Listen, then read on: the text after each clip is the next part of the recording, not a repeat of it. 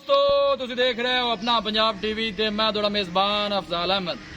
सब तो पहले अपने चैनल नू करो सबसक्राइब ते नाल ही लगी हुई घंटी नू दबाओ क्योंकि सारी लेटेस्ट और बेहतरीन वीडियो साढ़े दोस्तों तक पहुंचे सब तो पहले।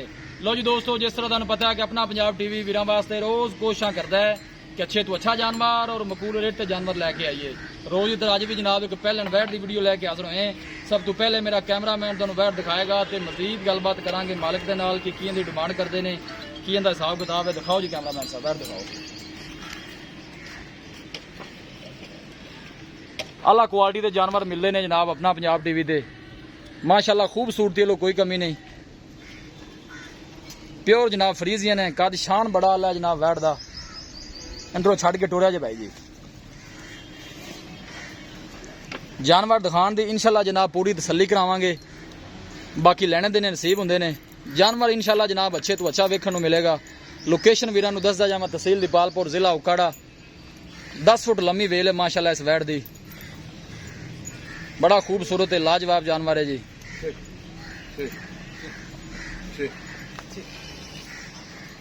कोशिश साडी ये हुंदी कि वीरां नूं अच्छे तो अच्छा जानवर दिखाइए।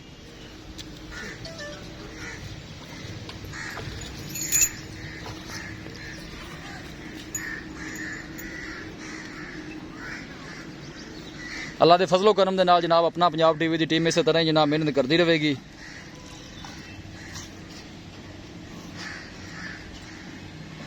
थोड़ा टोरी पर यार, पानी तो पी नहीं रहे। देखी देखी ध्यान नाल।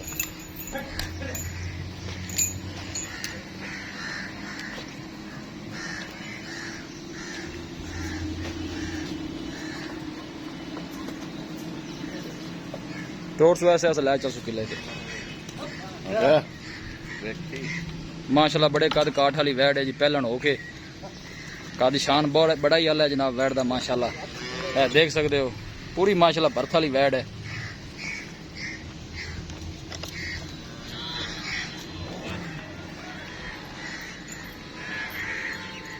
ठीक है बंद है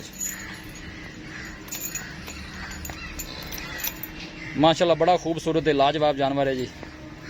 अस्सलाम वालेकुम बाबा जी। तो भैया से ठीक है बाबा जी। ये जी वैड़ी जी मैं विखा रहा जी, ये की हिसाब किताब है? सूई है, सून वाली है या की इंदा मामलात ने? ये सूई है, सूई हुई है। थोड़ा उच्ची बोलो। बच्चा इंदा मर गया। बच्चा इंदा मर गया। किन्नी देर दी सूई, किन्ने महीने दी?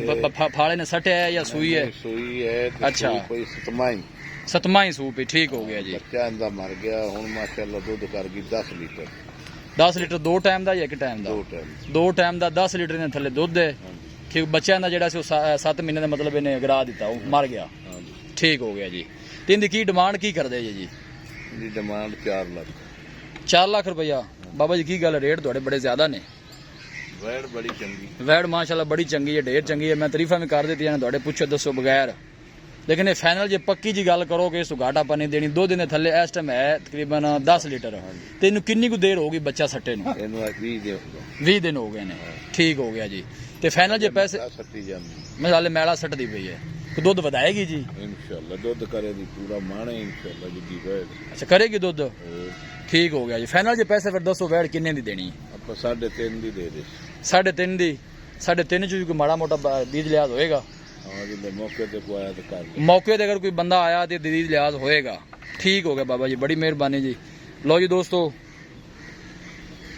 यह जनाब वैड़ दिखा दी है।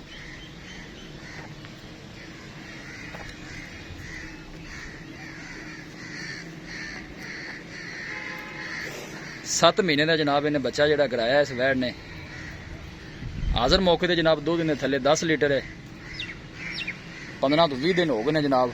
किसी भी साढ़े वीर भाई ने जनाब वैड़ खरीदनी हो, साडा राबता नंबर है 0301 45 52 144 0301 45 52 144। इस नंबर से साड़ी व्हाट्सअप बनी है। असी उम्मीद करने हैं कि साढ़े दोस्तों को अज की वीडियो बेहद पसंद आएगी। वीडियो पसंद आवे लाइक तो शेयर जरूर करो। मिलांगे एक अच्छी और लाजवाब वीडियो के नाल। अपने मेज़बान अफजाल मैनू दो इजाजत। अल्लाह निगहबान।